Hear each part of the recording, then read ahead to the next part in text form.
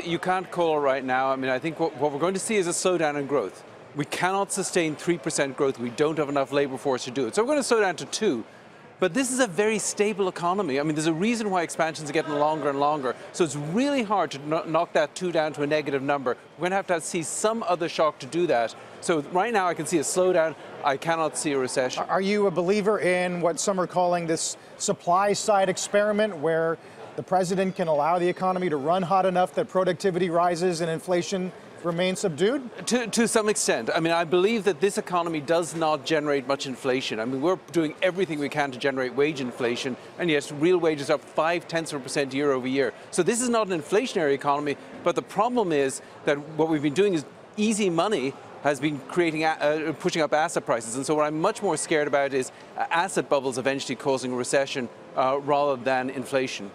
And Kirk, just to that point, you note that investors are not as diversified as they think they are, and that as the Fed, tightens its monetary policy, that maybe investors need to be thinking about how they are positioned. Lay that argument out for me.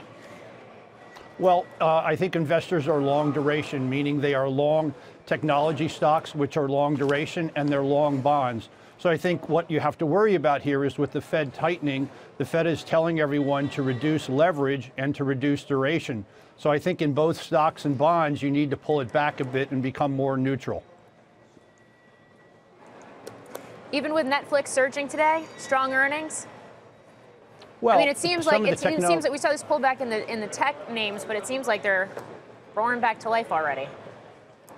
I think that's right, but I think the overall market had a multiple adjustment, and I think that's how I would explain last week, meaning with higher rates, you would expect a lower multiple. So I think the market adjusted to a lower multiple. There are obviously great technology stocks out there, but again, technology's had a heck of a run and they're long duration stocks. So I think it makes sense, given if they rebound, to probably pull it back a little bit.